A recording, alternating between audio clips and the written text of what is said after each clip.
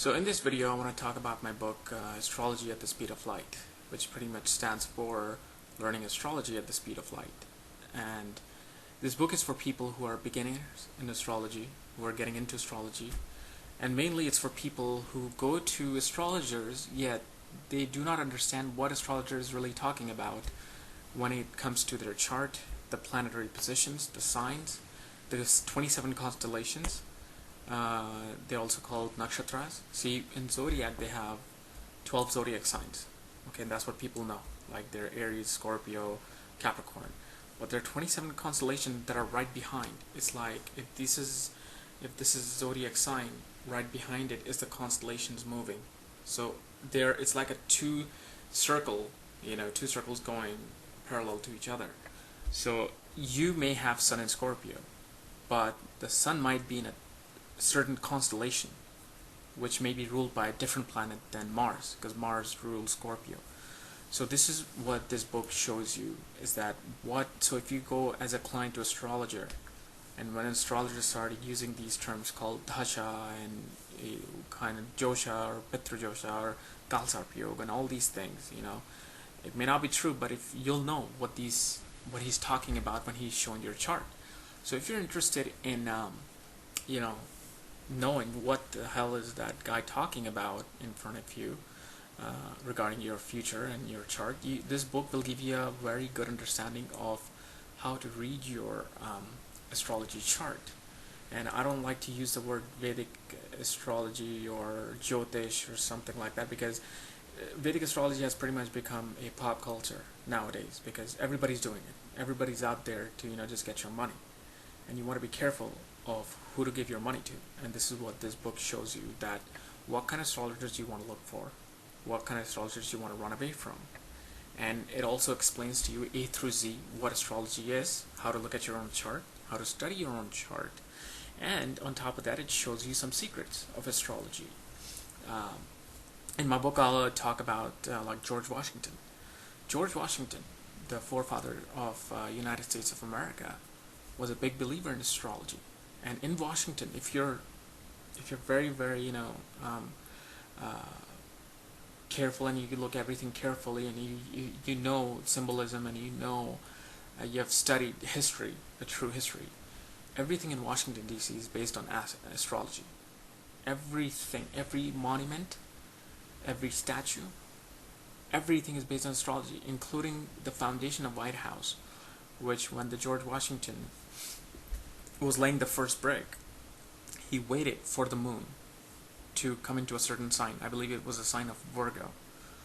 When the moon came in that sign, and it was during the night, I believe, he laid the first brick, because he was a big believer. The forefathers were the big believer in astrology and magic, and that's how their society, Illuminati, was also formed, based on secrets of the Zohar and black magic.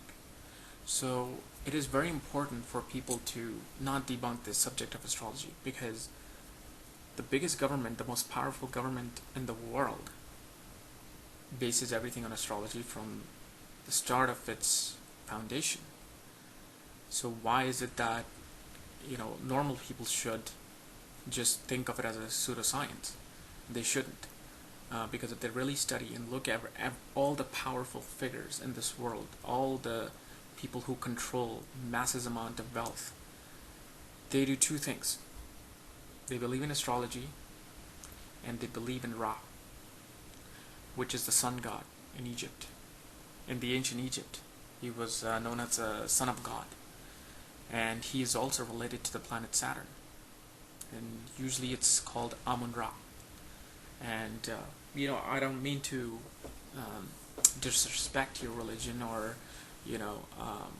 criticize your religion in any way or form, but through my studies, through reading articles and books, I realized that even the Bible is based on astrotheology. And it's interesting to see, because if you read the Book of Dead, which talks about the life of Ra, Amun-Ra, his life was very similar to Jesus Christ. He was baptized at 30. He was crucified. His mother's name was Mary. His father's name was Joseph. he had 12 disciples. So it's interesting. I'm not out there to criticize anything. That's the last thing you want to do. But if it's an information that you want to let people know, that you find interesting, you should let the world know. And there are a lot of videos on this, but I'm just doing my part in telling people that, hey, I found this something interesting. Like in Hinduism, my own culture, they don't want to believe that there were certain people called the Manas. Manas were the beings that flew in these objects, in these spaceships. And they just want to think that these were Indian gods who had the power to fly. No. These Manas were either Atlanteans or they were from another planet.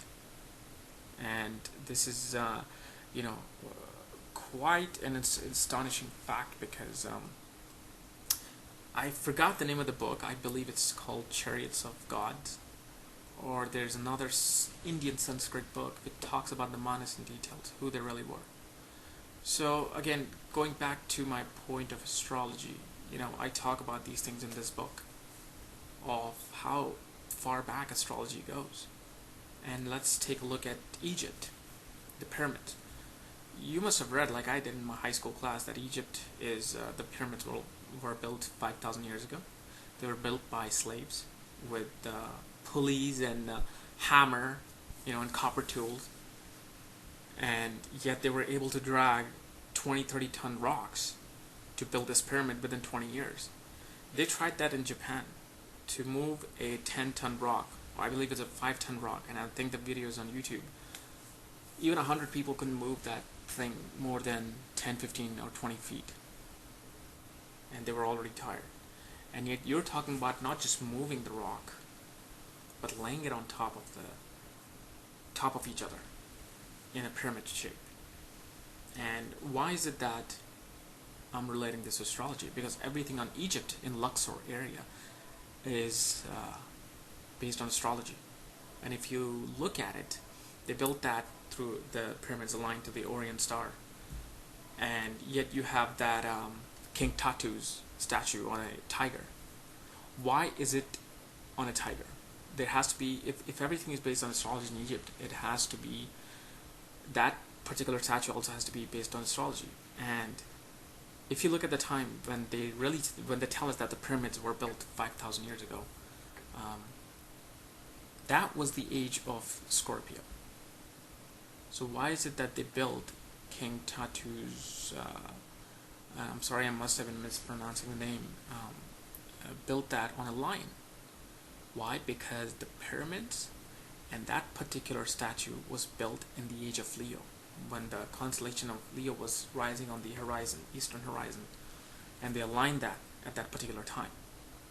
And 5,000 years ago, it was the age of Scorpio. So it doesn't make sense. And so you see, Washington, the secret societies, the biblical text, all go back to, including Vedic text, all go back to Egypt. The ancient, advanced civilization of Egypt, which was, I believe, was run by Anunnakis, who came down from another planet and made apes into humanoids. And this is through my visions, through my studies, through my meditation, that I have sought this little bit of knowledge. And this is how important astrology is. Because astrology is not just about your sun sign or moon sign. Astrology goes far deeper than this, which I talk about in my book. And in my book I also talk about numerology and its secrets. See, if you know what day you're born or your life path, okay, fine, you can find that on the internet, on Google.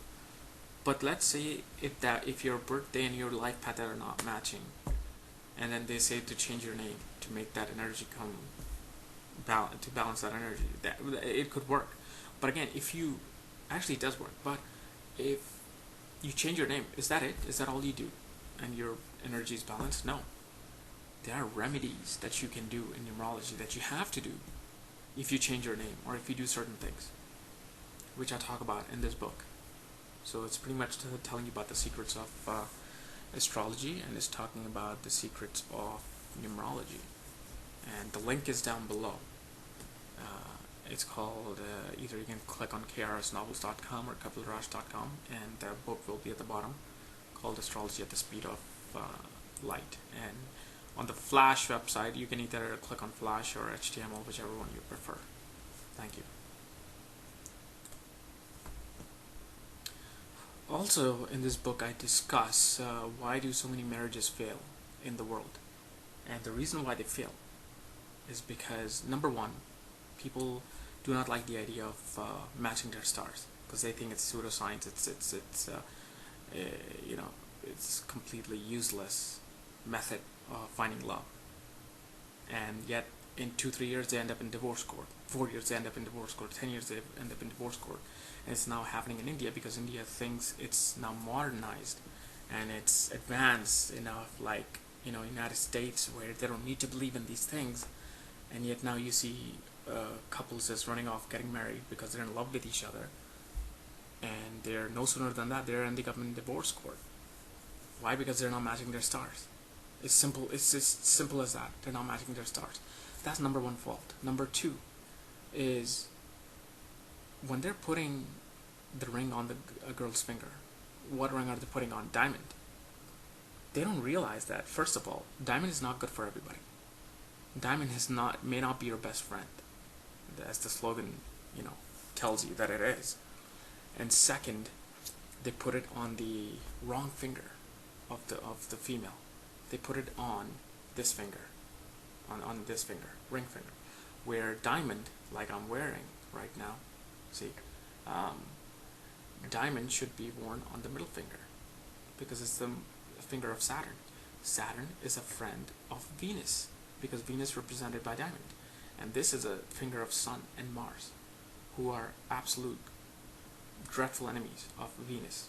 So when you put their Venus stone on this finger, it just completely disorganizes your aura, your chakras, your channels, and this is where everything goes haywire. So diamond should be worn either in this finger or this finger. This is the finger of Mercury and Moon, and they both are friends with Venus.